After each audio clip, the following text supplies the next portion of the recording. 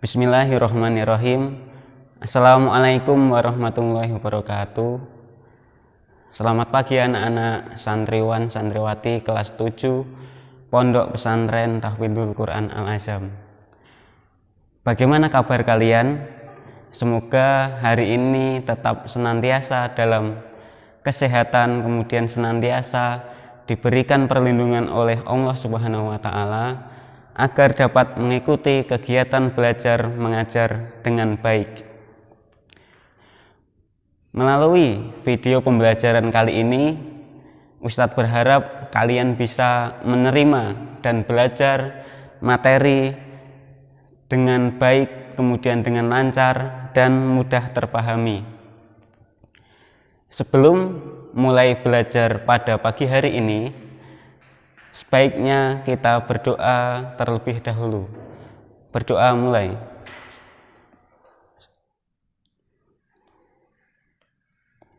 Berdoa selesai. Pada kesempatan pagi hari ini, kita akan belajar bab pertama.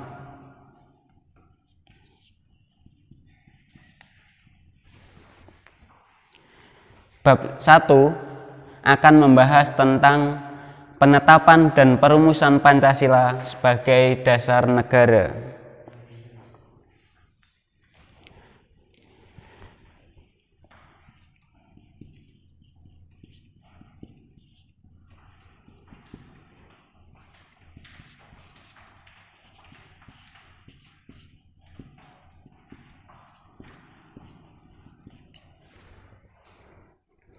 Nah, sebelum mulai pelajaran, coba kalian buka buku paket ini. Buku Mandiri halaman pertama. Kita akan membahas pada halaman pertama. Nah, yang A, kita akan membahas tentang sejarah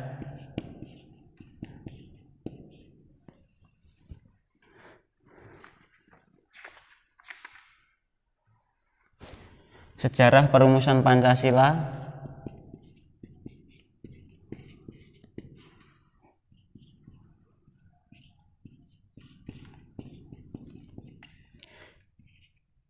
Sebagai dasar negara.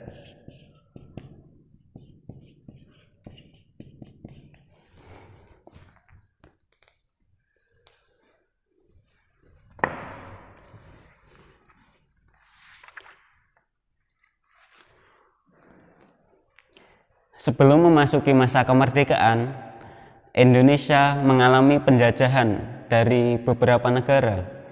Misalnya nih, dari negara Portugis, selanjutnya penjajahan yang cukup lama dari negara Belanda, sekitar 350 tahun atau 3,5 abad. Setelah penjajahan Belanda, pada tahun 8 Maret pada tanggal 8 Maret 1942 Belanda menyerah kepada Jepang.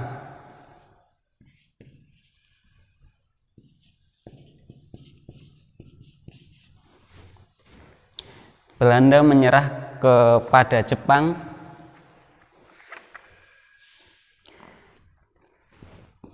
Ini dilakukan di Kalijati, Subang, Jawa Barat.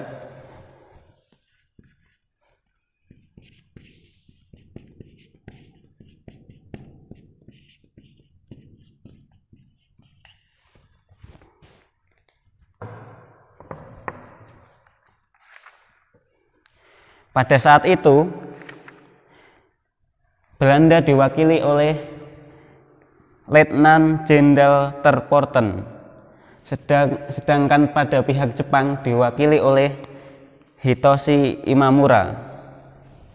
Nah, setelah perjanjian Kalijati ini, secara resmi kekuasaan Belanda di Indonesia diserahkan kepada Jepang.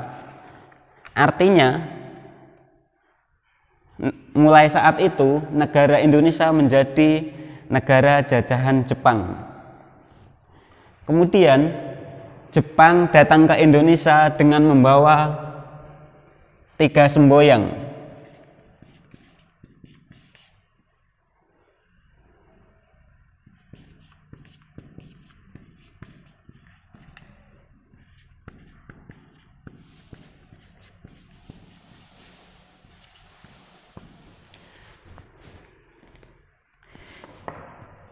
Jepang datang ke Indonesia dengan membawa semboyan yang terkenal dengan 3A. Apa saja?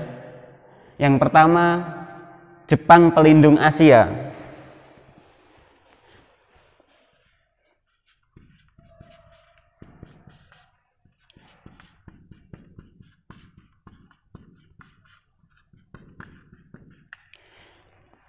Yang kedua, Jepang Pemimpin Asia.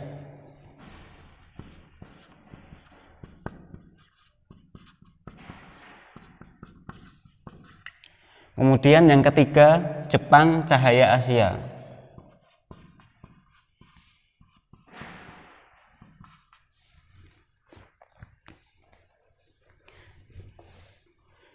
Secara umum, kekuasaan Jepang di Indonesia tidak ada bedanya dengan kekuasaan Belanda di Indonesia. Mereka, pemerintahan Jepang tetap menjajah dengan cara-cara yang tidak berperi kemanusiaan seperti kerja paksa dan yang lain-lain. Namun, kependudukan Jepang di Indonesia tidak berlangsung lama. Karena setelah Belanda kalah dari Jepang, Belanda itu kemudian bergabung dengan Inggris, Amerika, dan Belanda. Mereka melakukan serangan balasan kepada Jepang. Tujuannya apa? Untuk merebut kembali Indonesia dari tangan Jepang. Berkat usaha dari ketiga negara tersebut, daerah Ambon, Makassar, Manado, Surabaya, Papua, dan beberapa daerah yang lain jatuh ke tangan sekutu. Karena kondisi terdesak tersebut, kemudian karena kondisi bayang-bayang kekalahan dari sekutu, Jepang tidak kehilangan akal. Jepang mencoba menarik simpati rakyat Indonesia dengan menjanjikan kemerdekaan. Mereka berjanji, misalnya kalau negara Indonesia, kalau rakyat Indonesia mau membantu Jepang dalam mengarahkan sekutu, maka Jepang akan memberikan kemerdekaan kepada Indonesia. Langkah apa saja yang dilakukan oleh Jepang untuk menarik simpati Indonesia? Yang pertama yaitu Jepang membentuk BPUPKI.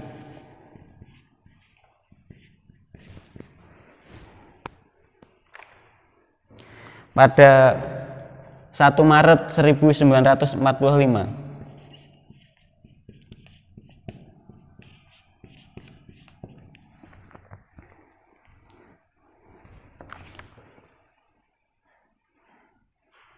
Apa sih kepanjangan BPUPKI? BPUPKI adalah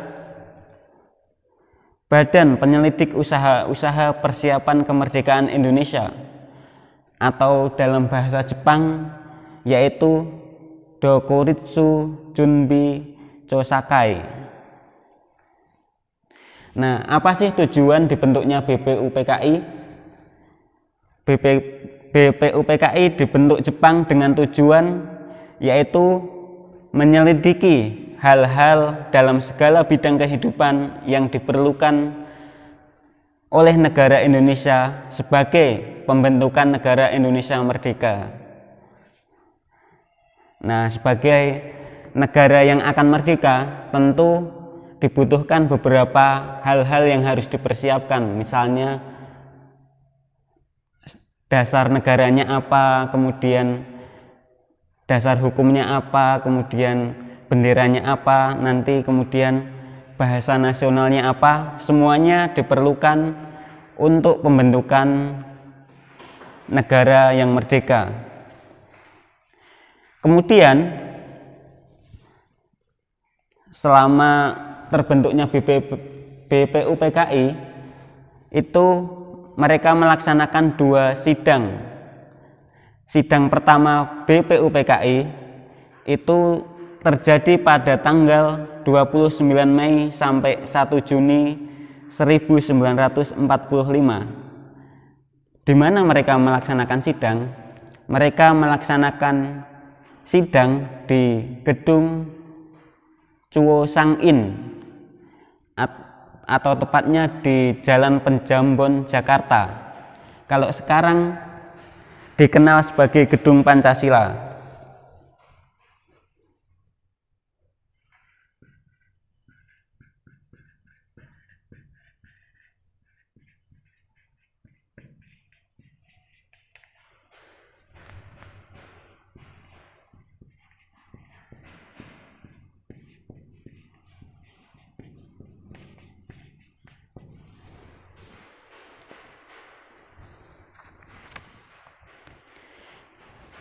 Kemudian BPUPKI ini diketuai oleh Rajiman Widyoningrat. Nah, pada sidang pertama ini ada beberapa tokoh pendiri negara Indonesia yang memberikan usulan hal-hal yang akan dijadikan sebagai dasar negara. Di antara tokoh-tokoh yang mengusulkan dasar negara yaitu Muhammad Yamin, kemudian Supomo, dan yang terakhir adalah Insinyur Soekarno. Nah, coba lihat halaman kedua pada buku Mandiri.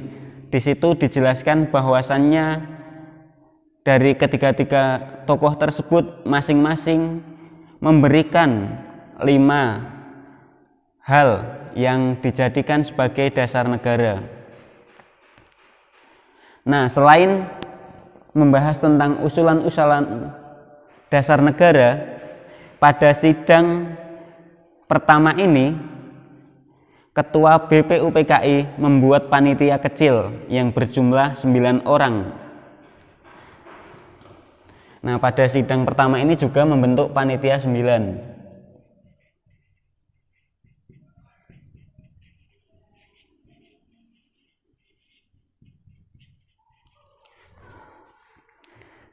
Panitia 9. Panitia 9 ini diketuai oleh Insinyur Soekarno. Kemudian wakil ketuanya Muhammad Hatta. Kemudian ada 7 anggota yang lain yaitu Ahmad Subarjo, Muhammad Yamin, Kiai Haji Wahid Hasyim, Abdul Qohar Muzakir, kemudian Haji Agus Salim, kemudian A.A. Maramis, dan Abi Kusuno Cokro Joso. Nah, tindak lanjut dari panitia 9 ini pada tanggal 22 Juni 1945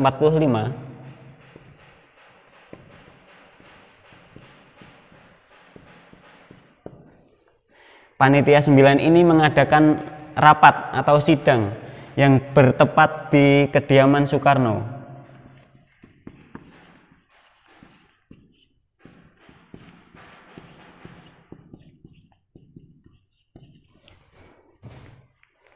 Nah, mereka mengadakan rapat di kediaman Insinyur Soekarno yaitu di Jalan Pengasaan Timur nomor 56. Pada rapat panitia 9 ini dihasilkan Piagam Jakarta.